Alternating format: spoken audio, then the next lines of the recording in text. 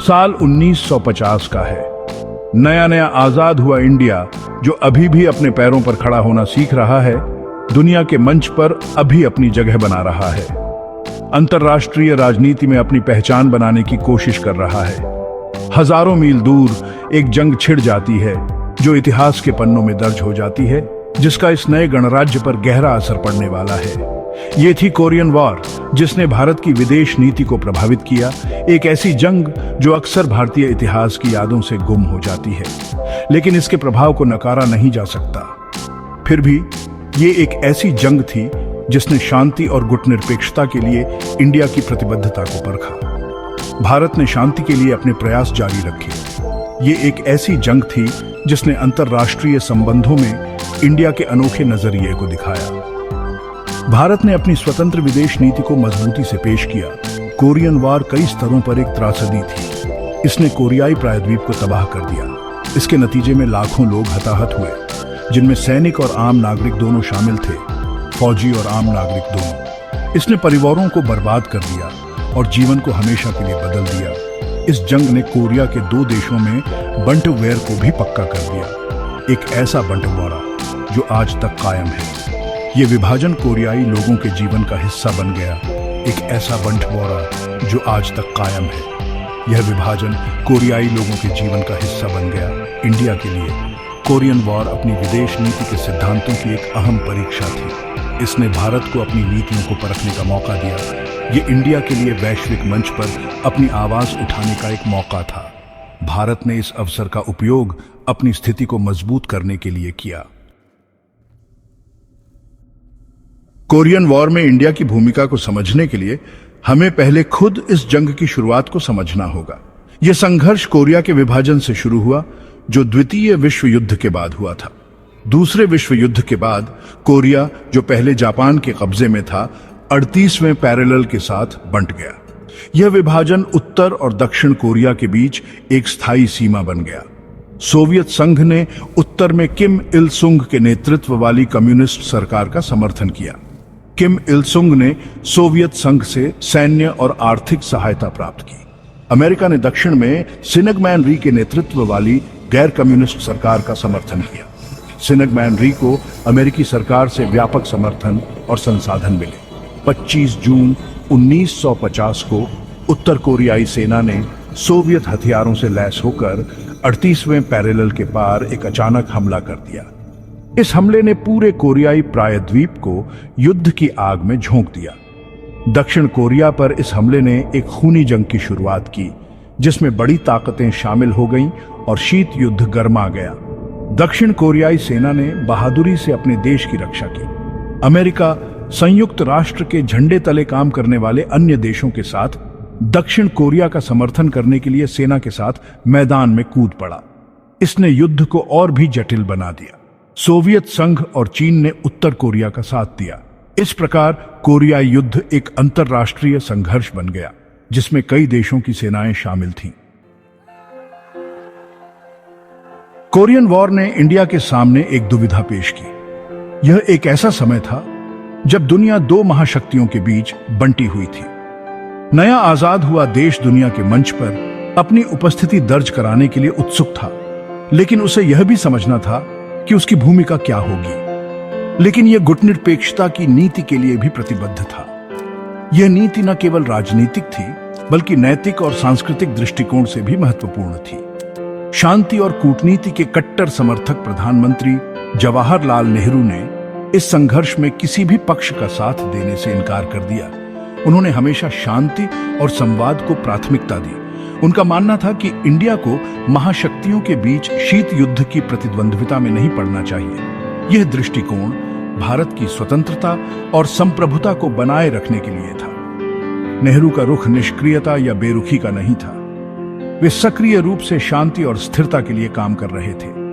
उन्होंने Korean war के एक बड़े संघर्ष में बदलने के खतरों को पहचाना। यह संघर्ष एशिया के लिए विनाशकारी हो सकता था।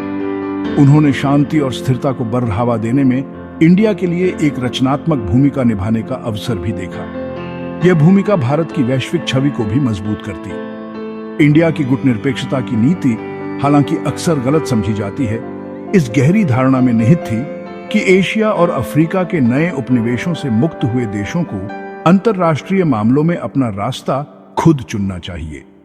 यह नीति स्वतंत्रता और आत्मनिर्भरता के सिद्धांतों पर आधारित थी। हालांकि इंडिया ने कोरिया में लड़ाकू सेना भेजने से परहेज किया, लेकिन उसने संयुक्त राष्ट्र के शांति स्थापना के प्रयास में एक महत्वपूर्ण योगदान दिया। इंडिया ने युद्धग्रस्त प्रायद्वीप को मानवीय सहायता प्रदान करने के लिए एक मेडिकल यूनिट भेजी। लेफ्टिनेंट कर्नल एजी रंगराज की कमान में 60वीं इंडियन फील्ड एम्बुलेंस यूनिट ने विशिष्ट सेवा की और संघर्ष के दोनों पक्षों के हजारों घायल सैनिकों का इलाज किया।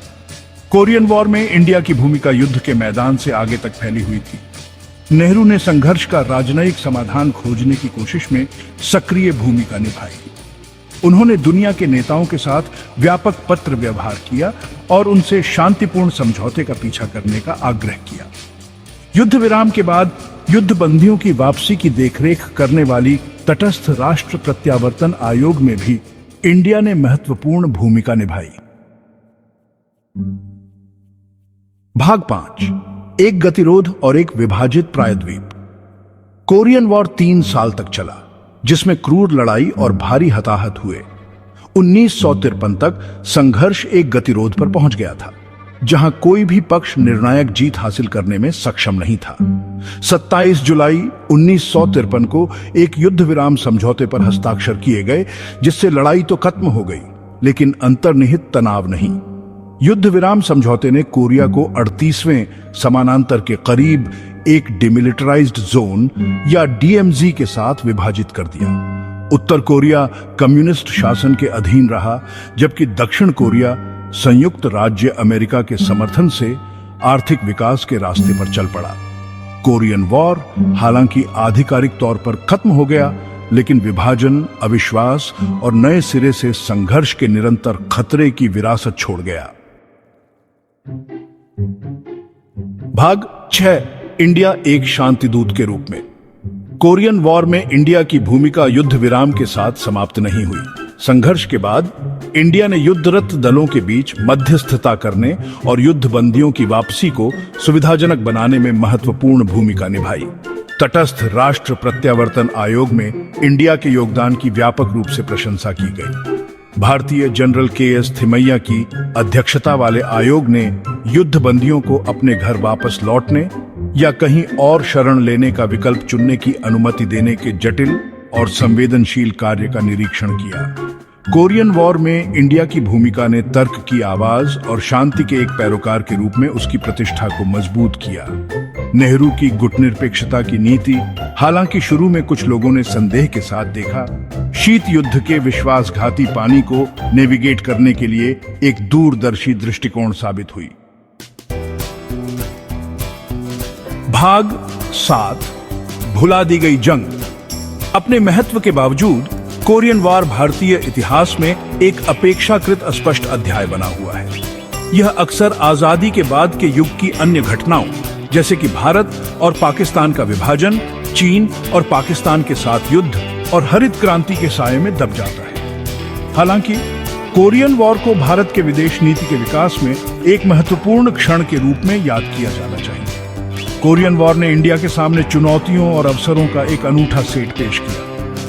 इसने गुटनिरपेक्षता के प्रति इंडिया की प्रतिबद्धता, उसके कूटनीतिक कौशल और अंतर्राष्ट्रीय शांति स्थापना में योगदान करने की उसकी इच्छा का परीक्षण किया। कोरियन वॉर में इंडिया की भूमिका भले ही सुर्खियों में न आई हो, लेकिन इसने देश की विदेश नीति पर एक स्थायी विरासत छोड़ी। भाग 8, शीत युद्ध का साया। कोरियन वॉर एक छद्म युद्ध था। दो महाशक्तियों, संयुक्त राज्य अमेरिका और सोवियत संघ के बीच अन्य तरीकों से लड़ा गया एक संघर्ष। इंडिया ने अपनी गुटनिरपेक्षता की नीति के साथ शीत युद्ध की प्रतिद्वंद्विता में फंसने से बचने की कोशिश की। नेहरू का मानना था कि एशिया और अफ्रीका के नए स्वतंत्र राष्ट्रों को ऐसे संघर्ष में पक्ष चुनने के लिए मजबूर नहीं किया जाना चाहिए जो उनकी बनाई हुई नहीं थी। इंडिया का रुख हमेशा लोकप्रिय नहीं था। अलग अलग समय पर संयुक्त राज्य अमेरिका और सोवियत संघ दोनों ने इसकी आलोचना की। हालांकि नेहरू अपने इस विश्वास पर अडिग रहे कि एक स्वतंत्र विदेश नीति अपनाकर इंडिया के हितों की सबसे अच्छी सेवा की जा सकती है। कोरियन वॉर ने शीत युद्ध की विचारधारा से तेजी से विभाजित दुनिया में गुटनिरपेक्षता बनाए रखने की चुनौतियों का प्रदर्शन किया।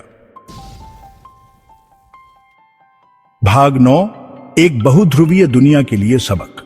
21वीं सदी में कोरियन वॉर इंडिया के लिए महत्वपूर्ण सबक रखता है। चीन जैसी नई शक्तियों के उदय के साथ दुनिया एक बार फिर बहुध्रुवीयता की ओर बदलाव देख रही है। इंडिया को खुद एक उभरती हुई शक्ति के रूप में एक जटिल भू राजनीतिक परिदृश्य को नेविगेट करने की आवश्यकता होगी।